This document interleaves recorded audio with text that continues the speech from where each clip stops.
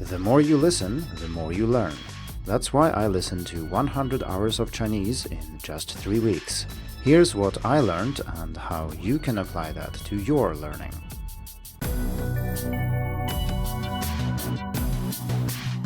Hello and welcome to the Hacking Chinese podcast. In this week's episode, I'm going to talk about my experience in the previous listening challenge, where I managed to listen for 100 hours during the 3 weeks of the challenge.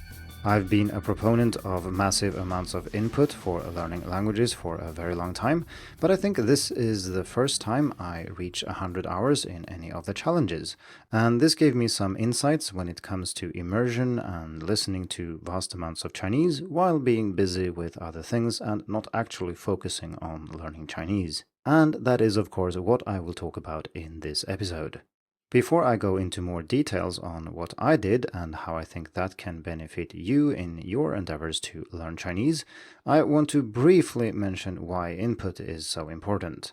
And this is something I talk about often on the podcast, so I don't want to go into too much detail, but in short, input is king, and that means that reading and listening is the foundation of all the other skills. If you don't listen and if you don't read, your brain does not have the data it needs to figure out how the language works. And this goes for grammar, the meaning of words, how they are put together, how they are different or similar to each other, and so on. Many students and some teachers mistakenly believe that this is something you learn explicitly. You learn grammar by studying rules in your textbook, and you learn how words are different by watching a YouTube video where someone tells you how they are different and how they are used. While I think that such explicit learning can be helpful, I do think that it should make up a small minority of the time you spend learning Chinese. Because if you don't have the data, if you haven't listened and read enough, so you have some kind of implicit knowledge of these grammatical structures or of how words are used, this type of explicit learning is not very effective. This is why I often emphasize the importance of listening and reading, and then far beyond what you will get from your textbook. We're talking about extensive listening and reading, where you can cover large amounts of Chinese and not just a few minutes in a podcast that is otherwise in English. In this week's episode, I'm going to focus on listening specifically, and it does have several benefits compared to reading. For example, it helps you master the sounds, tones, and prosody of Mandarin, which you can't get from simply reading. And listening is also a lot more practical than reading, because if you are a busy person, you work full-time, you have a life beyond studying Chinese, you can't really just sit down and read Chinese for 5 hours a day, but you may be able to listen to several hours of Chinese per day, even if you might think that sounds a bit crazy right now. I hope that by the end of this episode, you'll have realized that listening a lot in Chinese is actually quite practical and that it can be combined with many other things, and so ramping up the amount of listening you do is much easier than increasing the amount of reading you do in Chinese. And since listening offers many of the same benefits as reading, and some extra ones in addition to that, this is a really good idea and something we should all strive to do. So in the previous listening challenge, I listened to 100 hours of Chinese in 3 weeks, and 3 weeks is the duration of these challenges. They start on the 10th each month, and then they run until the end.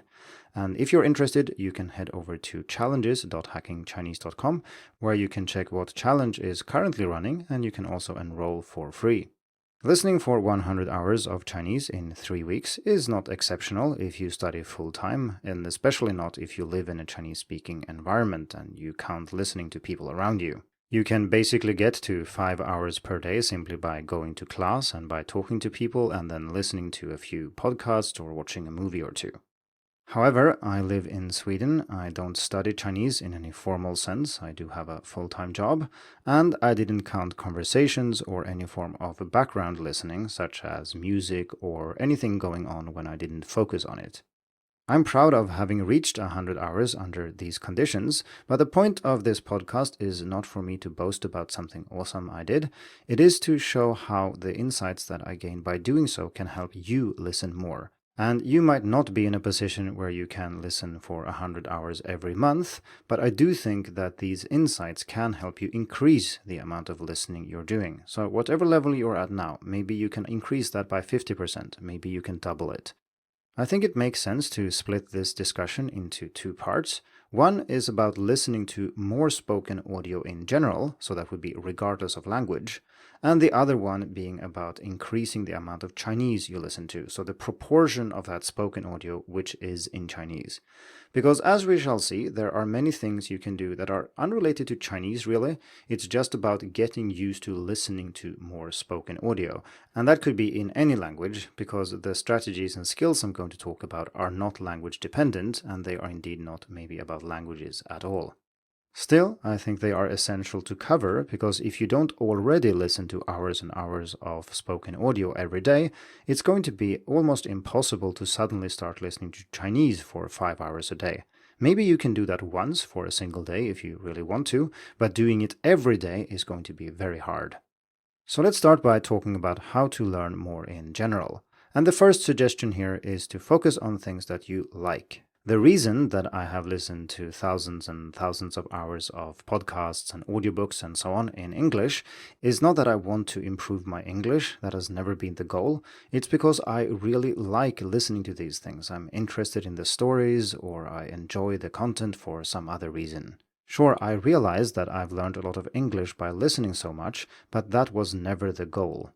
So if you want to listen more, and this is not necessarily then about listening to more Chinese, you need to find interesting things to listen to. But finding such content is not necessarily effortless just because listening to it is enjoyable. So you still need to spend some energy finding these interesting things to listen to and establishing solid listening habits. It shouldn't be surprising that this takes energy, because changing anything about your life is effortful, and establishing new habits, even if you like them, actually does take time. I don't want to dwell too much on the non-Chinese aspects of listening in this episode, but here are 7 tips for how to increase the amount of audio you listen to. The first one is to make sure you always have something to listen to. This sounds very obvious, but it includes situations where you are maybe offline or something like that, and just making sure that you can listen whenever you want to listen is very, very important. Second, you need to explore to find things you are truly interested in. And this is not so much a problem in your native language, maybe, depending on how much you listen, but simply exploring will enable you to find things you want to listen to, but the exploring itself is somewhat effortful. You need to sit down and do it, and the situations where this is suitable, maybe when you are at home or you have some spare time to look things up, they are usually not the same as when you want to listen. So if you suddenly find yourself in a situation where, yeah, I want to listen to something, that's not really the time when you go explore for new things to listen to. You should have done that before. Number 3, vary your listening to make it more enjoyable. And here I mean varying in many senses of the word, so different narrators, different types of audio, maybe audiobooks, different types of podcasts, news, etc., etc. My 4th tip is to get wireless earphones if you don't have that already. This makes it significantly more practical to listen to large amounts of spoken audio, and you don't need fancy ones for hundreds of dollars. You can basically get the cheapest ones you can find, even though battery life is a concern. Number 5 is a related tip: get backup earphones, and this is of course much easier if they are cheap, because your first pair of earphones will run out of batteries, you might misplace them and so on, so having backups is essential. Number 6 is about forming good listening habits. So this involves thinking about when you want to listen and during what types of activities listening is feasible and so on. And I won't talk too much about habit formation in this episode because I've covered that elsewhere. And as usual, I'll put lots of links in the description of this episode so you can find more on Hacking Chinese if you want. Number 7 is a general tip that includes many of those that I've already said, and that is to identify any practical issues with listening and then solve them. You might think it's a little bit silly that I'm talking about earphones and getting a backup pair while the first one charges and having audio available and all these kind of obvious things, but being someone who has listened a lot in different languages, these things still cause me trouble occasionally, and I know that these small practical issues actually turn out to be pretty big for most people. For example, I can sometimes listen much less simply because I haven't transferred or made available the audiobook I'm going to listen to my phone or made it easy to access in some way. And this is just a simple matter of maybe transferring a file, but since I don't do it, I postpone starting for several days sometimes. and that has a large impact on how much I listen. Okay, I think that's enough about listening to spoken audio in general, so let's turn to listening to Chinese in particular. Assuming now that you do listen to spoken audio in other languages, the task is mainly to convert that listening time to listening to Chinese instead of something else.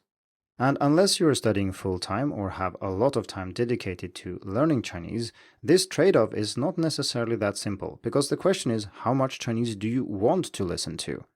Well, there are some things you can probably just replace something you listen to in English to something in Chinese, but if you're not an advanced student, you might not be able to understand this audio when it is in Chinese. And depending on what it is, maybe it isn't available in Chinese at all. So you have to forego some things in order to increase the amount of Chinese you listen to. And this trade-off is not obvious for adults. Maybe there are things you really think are important to listen to in English, and then you can't just switch them to something in Chinese. So be mindful of this question. If you listen to more Chinese, it means you will need to listen less to something else. That being said, if you're still here listening to this episode, I assume that you want to increase how much Chinese you listen to, so I'm going to go through 3 strategies or things you should consider when doing this, and this will greatly help you when it comes to listening more.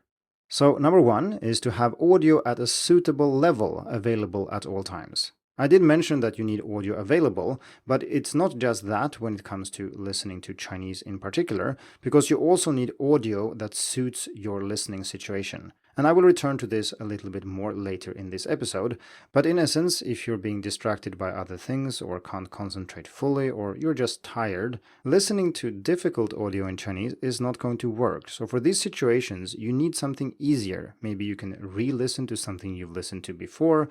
Maybe you can just choose something that is at a lower level that you can follow even if you don't concentrate fully, and so on. But adjusting and making sure that you have audio available for all these different types of scenarios is important. The second strategy I want to cover is to make Chinese the default option. This is related to something we've covered on the podcast before, namely in episode 18, where I talked about the forking path. This is a way of looking at your life and what you do as a series of choices, and most of these choices are very small, so you make thousands and thousands of these every day, and each choice is then a fork in the path. As time passes, you move forward towards the horizon, but depending on if you choose to go left or right, you will end up further right or left on that horizon. And let's assume then that Chinese is on the right side and other languages are on the left side. If you consistently make choices that favor Chinese over other languages, you will end up much further to the right, you will have been exposed to more Chinese, and you will as a result have learned more as well. This is somewhat different from other approaches where you maybe set a goal of doing something or achieving something in the future, because this focuses on what's right in front of you, on these small choices of being aware of them and consistently then choosing things that include more Chinese. And like I said, I talked more about this in episode 18 if you're interested, but the point here is that if you make Chinese the default choice in as many cases as you can, you will end up listening to much more Chinese. It's hard to be very specific here, but it involves making choosing Chinese easier than choosing other languages. Maybe you use a better app for listening to Chinese so it's easier to use, or you hide the other audio in some way that makes it harder to access. This should be familiar to anyone who has read Nudge by Richard Thaler and Cass Sunstein, where they discuss why we make certain choices and how to design a choice architecture that encourages people to make the right decisions. In our case, the right decision is, of course, listening to more Chinese, and so it's about making this accessible, pleasant, easy, and quick. By making it the default option, we make it so that it requires effort to listen to something that isn't in Chinese, whereas most people who study Chinese has the opposite situation. You normally listen to your native language or another strong language, and then you need to make an effort to listen to something in Chinese. The third strategy is a somewhat extreme version of this, and that is making Chinese the only option. If you delete all your English audiobooks and unsubscribe from all the podcasts you listen to that aren't in Chinese, you don't have much choice. If you're going to listen, it will be in Chinese. And I think this can be great, especially for getting started. I'm not saying you should permanently delete all your English audiobooks and unsubscribe and never return to the podcasts. but it can be helpful to get started if you think that you are spending too much time with English or some other language. This is quite similar to having a no English rule in class. I don't think that's a good thing on the whole, because there are some things that just work really well if you use other languages. But on the other hand, if you struggle with actually using Chinese in class and most of it is in English, then having a no English rule is great. This is a good example of when the goal is not actually getting to 100% Chinese, but by forcing yourself to get to 100% Chinese, you can then decrease to 95, 98, or whatever you prefer. But if you start at 50 and work your way upwards, you will never get there. I did talk a lot about the practical details for how to do this in an article called Immersion at Home, or Why You Don't Have to Go Abroad to Learn Chinese, and I'll make sure to put a link to that in the show notes. Regular listeners will be familiar with most of the things I've said so far. They are indeed not insights that I gained during last month's listening challenge, because I've written about and talked about them before. But now I'm going to share some thoughts and reflections regarding content and difficulty that became very clear to me during this challenge. There seem to be two major differences when it comes to listening a lot in your native language compared to Chinese, and they are content and difficulty. The first one is about finding content in Chinese that you find interesting, as I said earlier. But in your native language, you probably have a large catalog of things you liked, so if you want to find more of that, it's very easy. Maybe you are subscribed to 20 podcasts and then you have more listening than you can probably fit in your schedule anyway. So just listening more and finding more interesting content is not hard. But in Chinese, you don't have the infrastructure, you don't have the experience, and therefore finding interesting content requires more effort. And this is a problem if you're going to listen to, say, 5 hours a day of Chinese, because you're going to use up anything you had very quickly, and so finding more interesting content is hard. Some things you enjoy in English might be translatable into Chinese, sometimes literally, as in you have the same thing but translated into Chinese. So during the challenge, I listened to many audiobooks that are indeed translations from English. But normally, you can't just count on this, and this is also related to the second factor, which is difficulty, meaning that if you are a beginner or an intermediate learner, you can't really just take what you like listening to in English and do the same thing in Chinese, because it's going to be very difficult and you won't understand anything. And not understanding what you're listening to is not a good idea, as I mentioned in last week's episode. The problem here is that unless you are already an advanced student, it's going to be difficult to find content that you can both make sense of and that is interesting at the same time. And in this area, you probably have to make some sacrifices. Sure, you can make an effort to find interesting things to listen to, but you're also highly constrained by the difficulty of the content, and even though, say, some graded readers are quite interesting and they have audio that you can listen to, or someone makes a podcast in Chinese that you can understand that is interesting, it's unlikely that it is as interesting as the best media you can find in a language you speak well. I've done my best already to help out here in an article called Beginner Chinese Listening Practice, What to Listen to and How, and we covered that in episode 130. I also regularly update an article called The 10 Best Free Chinese Listening Resources for Beginners, Intermediate and Advanced Learners, and as the name implies, this doesn't only cover beginners, but I've made a real effort to only focus on things that are in Chinese, so not podcasts about Chinese, such as this one. I talked about this in episode 115, and as usual, I will put links in the description. While I'm recommending articles and podcast episodes, I should also mention that I do have an article about comprehensible input and why you want that, and there's also a 3-part series written by Diane Neubauer on Hacking Chinese about teaching and learning with comprehensible input, and I'll put links to all of these things in the description. Let's return to the discussion about difficulty, and one thing that I think is often overlooked is that it's not only about how difficult the Chinese is. There are many other things to keep in mind, and these can make your listening experience easier or harder depending on the situation. Students rarely think that listening to Chinese is too easy, so try to be mindful of these other factors to lower the difficulty and make sure you understand more. I'll discuss 4 different factors for how difficult listening is, and I will also add examples from my experience with the listening challenge. And of course, I realize that beginners will not be able to listen to the things I listen to, but I hope that these examples will make it more concrete and easier to understand, and there might also be advanced students who will benefit from my particular examples as well. So the first factor is about the language itself, and I'm not going to talk about this too much. I've done so many times in other articles, links in the description as usual. But naturally, if the Chinese you listen to is difficult in terms of vocabulary and grammar, it's going to be harder to understand. It's much harder to listen to an audiobook, which is a written text then read aloud for you, compared to, say, an interview where people are actually speaking with each other. And another example might be listening to a news article recounting an event, which is then formal written Chinese read aloud for you, probably at a fairly decent clip, and compare that with someone simply speaking about this event and retelling it to you in person, for example. This would be much easier.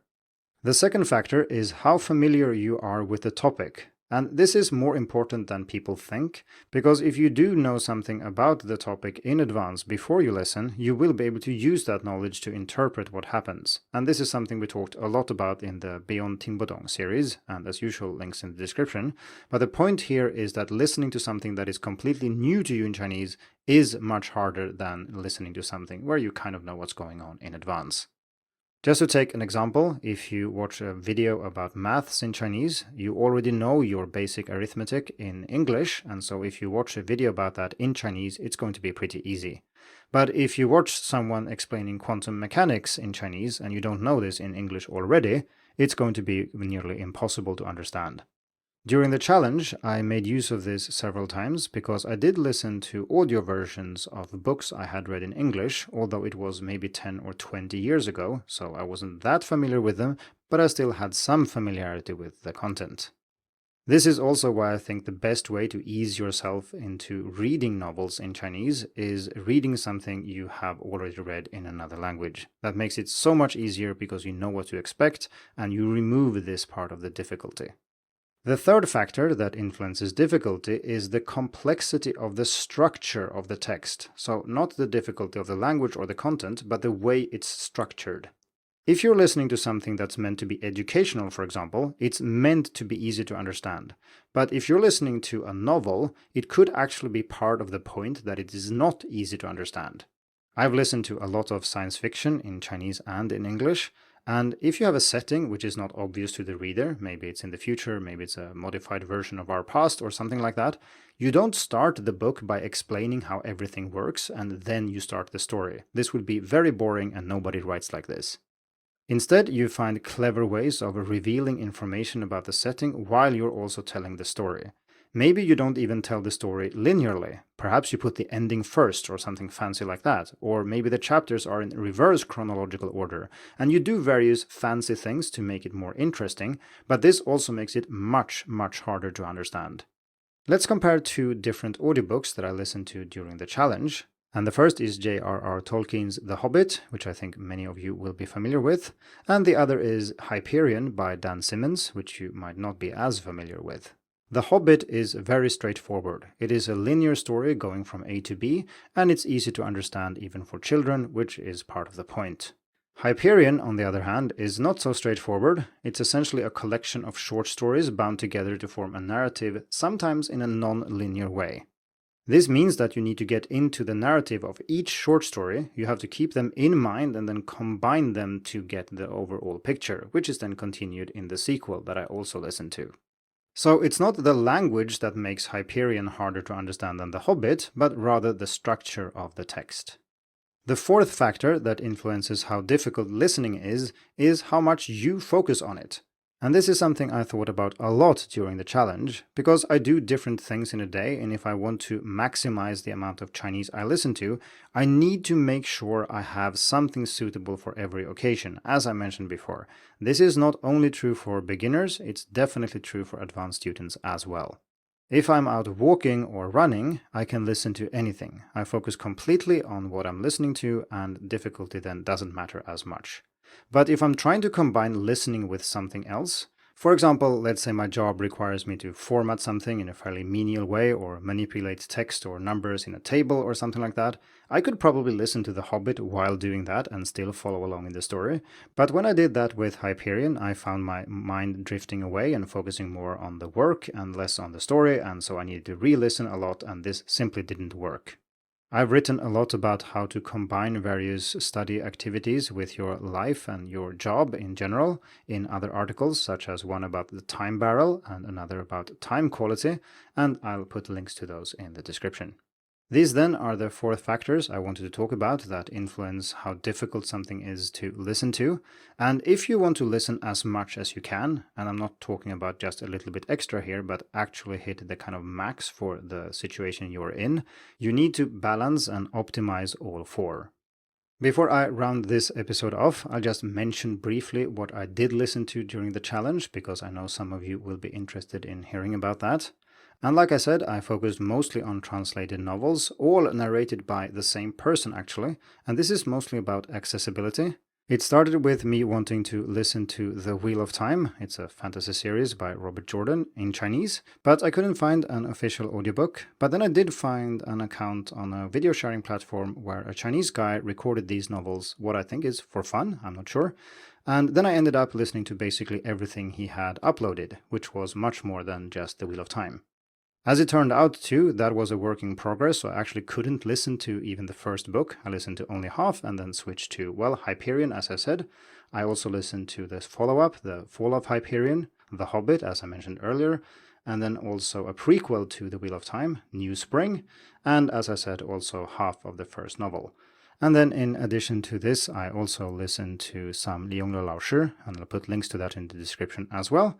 And finally, I also watched some esports, and that is also something I will cover in an upcoming article, so stay tuned for that. So I hope that this episode has provided you some ideas for how to listen more in Chinese, regardless of what level you're at. The next listening challenge will be in January, of course, but if you want to ramp up your listening, that is something you should do gradually, and of course you shouldn't wait until January. You should start right now, and then maybe in January we can together break the previous record for the collective number of hours listened during a challenge. So I look forward to seeing you there.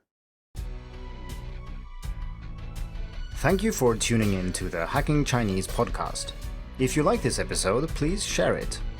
More information and inspiration about learning and teaching Chinese can be found at hackingchinese.com. See you in the next episode, and until then, good luck with your studies.